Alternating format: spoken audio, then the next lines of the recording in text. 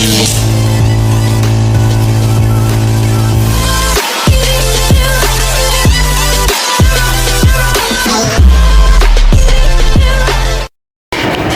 আলাইকুম এভরিওয়ান, তোমরা সবাই কেমন আছো? আমি আল্লাহর মতে ভালো আছি। আজকে আমি নতুন একটি ব্লগ নিয়ে আসছি। আজকে ব্লগ হলো পবিত্র শবে বরাত। আজকে আমরা জানিও না যে আজকে শবে বরাত, পরে জানলাম যে শবে বরাত। আম্মুকে যা বললাম, আম্মু আজকে শবে বরাত। আম্মু তাড়াহুড়া করে হালুয়া বানাচ্ছে। আজকে শবে বরাতে আমরা কি কি করব তা তোমাদেরকে আবার দেখাবো, চলো।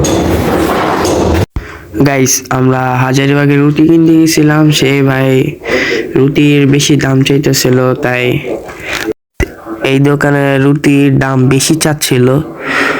রুটি আনতে যে দাম বেশি চাচ্ছিল, পাশে আরেকটি দোকান ছিল, সেখানে পরে গেলাম। কিন্তু আবার এই ভাই আবার ডাকতেছিল যে ভাই রুটি নিয়ে যায়। বলে আব্বু বলে না, পিছনের দোকানে যাও। পরে পিছনের দোকানে গেলাম, সেখানে আবার কমায় রাখছিল দাম। গাইস, পরে 2টা রুটি নিলাম।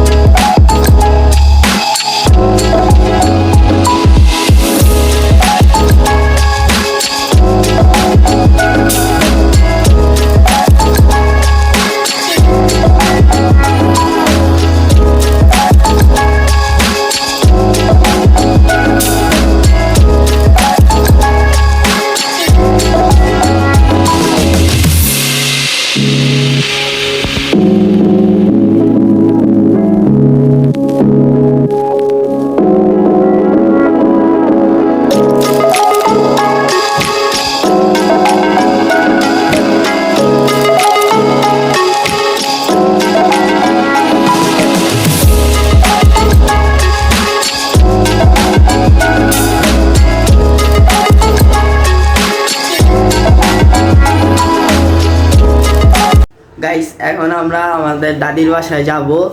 আম্মু হালুয়া রুটি বানাইছে, আর রুটি কিনে আনছিলাম বাজার থেকে। এখন যাব, চলো গাইস, আমাদের সাথেই থাকো তোমরা। এই গাইস, আমি তোমাদেরকে বলছিলাম দাদির বাসায় যাব, সেখানে ভিডিও করব, কিন্তু করতে পারি নাই। আমি আবার চলে গেছিলাম, আমার বন্ধুদের সাথে সাইকেল চালাইছিলাম। এখন আবার বাসায় এসে পড়ছি।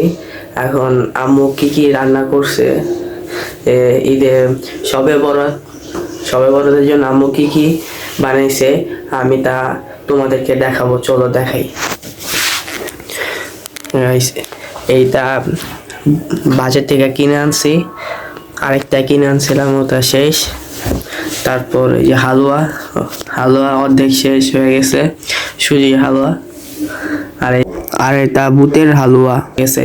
এই যে রুটি বানাইছে, সব রুটি বানাইছে, এই যে গরুর গোস। সো গাইস, আজকের জন্য এই তো কি, আবার দেখা হবে নতুন কোনো ব্লগে। আজকে ব্লগটি ছোট হয়ে গেল। আজকে আবার রাতেবেলা নামাজ পড়তে যেতে হবে, সবে বরাত। আজকে তো আল্লাহ সবাইকে মাফ করে দিবে, সবাই আল্লাহর কাছে মাফ চাইবেন। আমার জন্য দোয়া করবেন, চ্যানেলটাকে সাবস্ক্রাইব করবেন, লাইক করবেন, বেশি বেশি শেয়ার করবেন। সবাই আমার পাশেই থাকবা। আবার দেখা হবে নতুন কোনো ব্লগে।